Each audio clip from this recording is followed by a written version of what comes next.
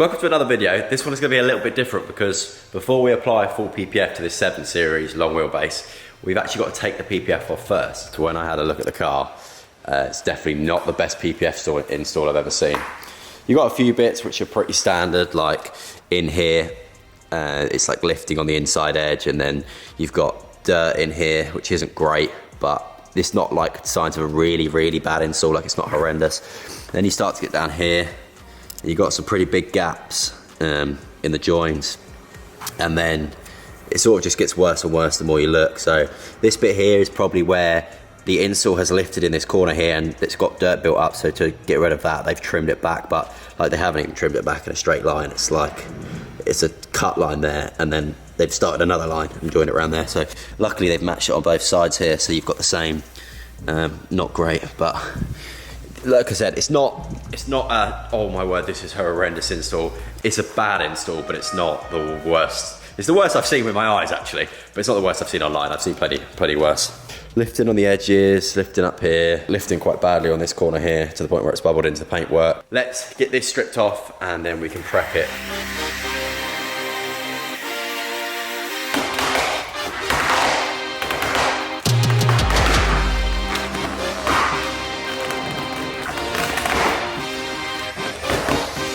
They didn't bother taking the badge off. You think you've gone through the effort of removing a spoiler, at least take the badge off, because then you can see, you get all the dirt build up at the edge of the PPF. It's like on a colour like this, a silver or like a white, you want to really wrap as many edges as possible so you can hide stuff like that. It's just bizarre.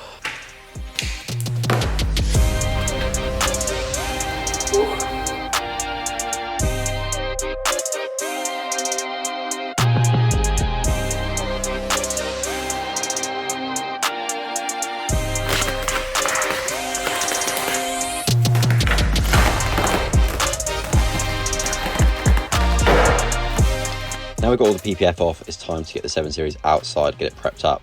You'll see me now going in with the brush, which is pretty much the most important stage before PPF, because we want to get in all those crevices where all of the dirt is basically hiding, waiting to come out when you put that wet PPF mix on.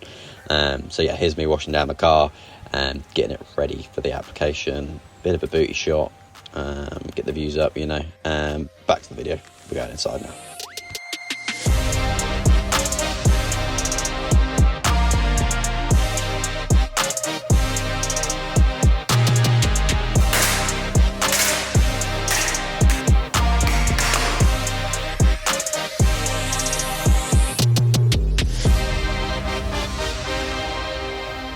That is exactly why we strip these off, so we can get all the dirt out and wrap the roof nicely in there.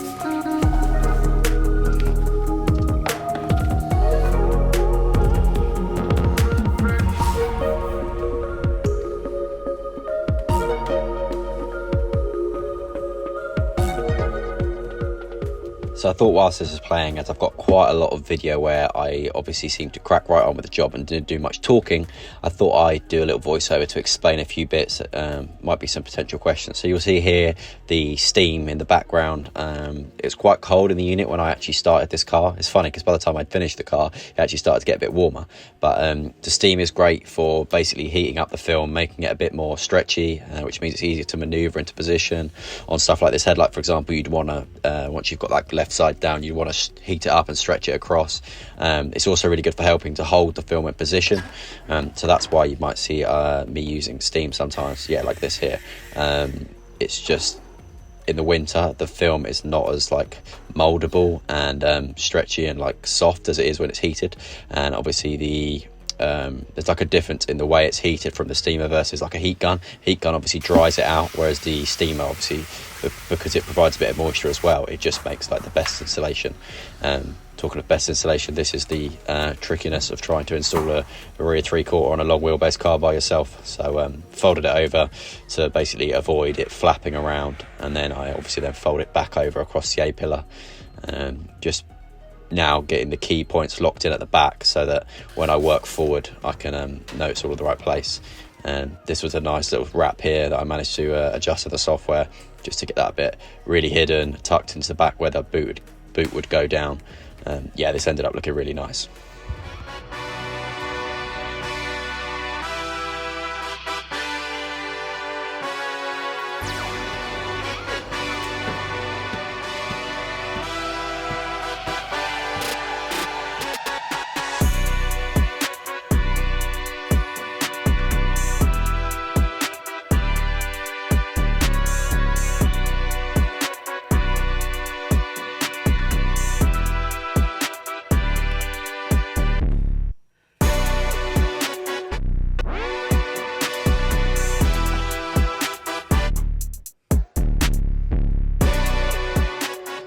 Now just finishing up the door, which is probably one of the easiest panels on the car. As you see, just lock those two corners in and then get your bottom two corners in and squeeze all the water out and away you go. It's pretty simple. And now we are doing one of the most important steps, which is heating up the edges and wrapping it wherever possible. So you saw me wrap the inside of the roof into the roof rails, and now I'll wrap the not the inside of the roof, the top section of the 3/4 panel, and now we're at the other side. And now we're also tucking the front of the doors into the rubber seam, so it's a nice flawless finish. I was really happy with how this came out. Other than the cutouts for the door handles, you would not really be able to tell this film on, like it just wraps on every edge and it looks super clean. Just very tricky to get squeegee in that gap there and get that front door in. And then here we're doing the boot lid, which again, actually saying the doors are easy, this is probably also just as easy. If anything, it's nice and easy because it's flat. Obviously something tricky with this car was the fact that it wouldn't go up on the ramp, because I have actually had one of these cars up on the ramp before, so it can go up, but I don't like it. It involves like using wooden planks and it's a bit sketchy. I'm not really a fan of it, so I just thought, bearing in mind the fact that the wheels weren't coming off this car, I thought it's not worth the faff of getting the wood and sorting it all out, and I thought I'd rather just suffer with the back pain, which I did, because this was a seriously big job.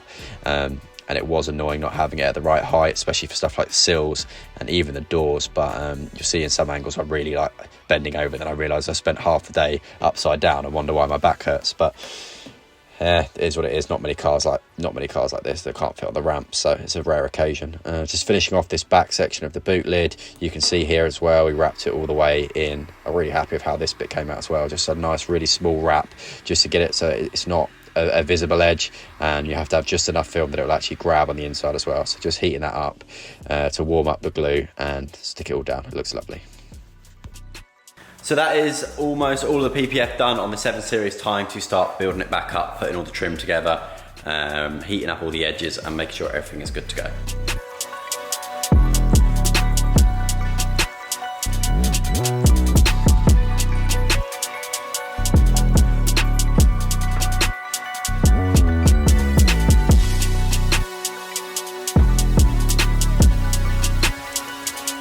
Microphone on, mic check, yeah.